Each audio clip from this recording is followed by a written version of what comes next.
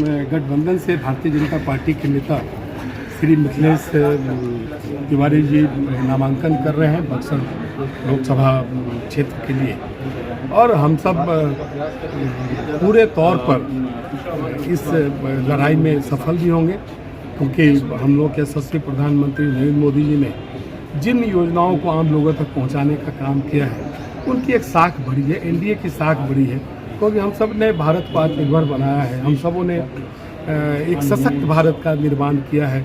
आम व्यक्ति जो कभी समाज के हाशिए पर था उनके लिए सरकार ने योजना बनाकर उन तक पहुंचाने का काम किया, और कहीं कहीं एक बड़ा परिवर्तन हुआ है। कभी 500 वर्षों से रामलला का मंदिर नहीं बन पाया था, तो उन चीज़ों को हम सबों ने कहीं न कहीं मजबूती से करने का काम किया। और आप देखे होंगे कि धारा 370 हटाने के लिए किस प्रकार से श्यामा प्रसाद मुखर्जी बलिदान हुए, तो वो जो पीड़ा है वो पीड़ा हम सैद्धांतिक अवदान और उन मूल्यों पर काम करते हैं। तो जब हम सत्ता में आए तो उस धारा को हटाने का काम किया। आज जम्मू कश्मीर का चेहरा बदला है, जम्मू कश्मीर आज प्रगति और विकास के रास्ते पर है। तो भारतीय जनता पार्टी भारत माता कैसे सशक्त हो इन मूल्यों को लेकर काम करती है, और हम 40 की 40 सीटें बिहार में जीतेंगे। क्या इस बार 400 पार का जो एक नारा हम सबों ने दिया है उसमें कहीं न कहीं बक्सर और बिहार दिखेगा। लेकिन वही कांग्रेस के लोग कह रहा है कि 400 क्या 150 से भी ज़्यादा नहीं आएगा। नहीं, देखिए कांग्रेस के लोग तो अपनी चिंता करें ना, उन्हें कितना सीट आएगा। पिछली बार तो मात्र 1 सीट बिहार में आया था, वही बिहार के कांग्रेस के नेता कहते हैं कि एक तरफ लालू जी कह रहे हैं कि मुसलमानों के आरक्षण में। अरे देखिए, श्री लालू प्रसाद जी एक धार्मिक उन्माद फैलाना चाहते हैं, जबकि संविधान में किसी भी प्रकार का धर्म के आधार पर आरक्षण का प्रावधान नहीं है।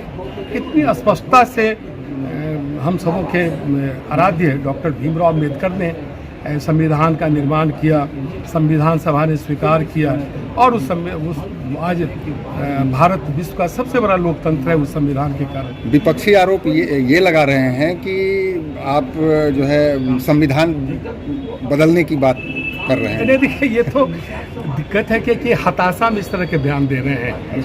हताशा का जो बयान होता है इसी प्रकार का होता है। 400 पार का मतलब संविधान बदलना अगर वो सोच रहे हैं तो उनके मानसिक लालू जी अपने कहीं मानसिक संतुलन वो खो दिए हैं। हम एक मजबूत सरकार बनाना चाहते हैं, हम उन मूल्यों को स्थापित करना चाहते हैं, और जिन मूल्यों के कारण भारत सोने की चिड़िया कहा जाता था, हम एक विकसित भारत का निर्माण करना चाहते हैं। हम अपने सीमाओं को रक्षा करने में कामयाब हुए हैं। भारत से आतंकवाद समाप्त हुआ है, हमने नक्सलवाद को खत्म करने का काम किया है। हम अपने जो विकसित राष्ट्र के जो हमारे राष्ट्राध्यक्ष हुआ करते थे, कभी मनमोहन सिंह उनके पीछे दौरा करते थे, उन परिस्थितियों को हम सबों ने बदलने का काम किया है। आज भारत के प्रधानमंत्री से विकसित राष्ट्र के राष्ट्राध्यक्ष भी मिलने में गौरव अनुभव करते हैं। तो देखिए एक मौलिक परिवर्तन पूरे देश में हुआ है। प्रभु राम जो 500 वर्षों से टेंट में थे, वहाँ एक भव्य मंदिर का निर्माण हुआ है। अभी आपने देखा होगा कि जो राष्ट्रीय मीडिया की संयोजक हैं वो राम लला का दर्शन करने गई तो उसे पार्टी से निकाला गया।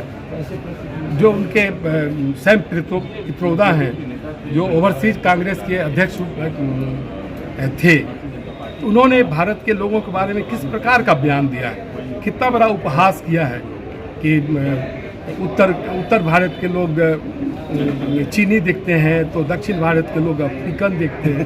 तो बताइए, ये भारतीय राष्ट्रीय कांग्रेस का ओवरसीज कांग्रेस का अध्यक्ष भारत के लोगों के बारे में जब इस प्रकार की मानसिकता रखता है, तो मुझे लगता है कि कहीं न कहीं दिमागी तौर पर पूरा भारतीय राष्ट्रीय कांग्रेस का नेतृत्व असंतुलन को खो बैठा है। क्या लगता है इस बार जो है विपक्ष विहीन सरकार बनेगी? नहीं, मैं विपक्ष विहीन की बात नहीं करता। ये तो स्वस्थ लोकतंत्र में विपक्ष की भी आवश्यकता है, लेकिन हमारा प्रयास रहेगा कि हम एक देश को शक्तिशाली बनाए। उसके लिए हमारे जितने माननीय सांसद रहेंगे उन क्षेत्रों में विशेष रूप से रुचि लेंगे, क्योंकि विपक्ष सिर्फ भारतीय जनता पार्टी और एनडीए की आलोचना करता है। देश कैसे आगे बढ़ेगा, विपक्ष उसकी उस भूमिका में विपक्ष आ ही नहीं पा रहा है।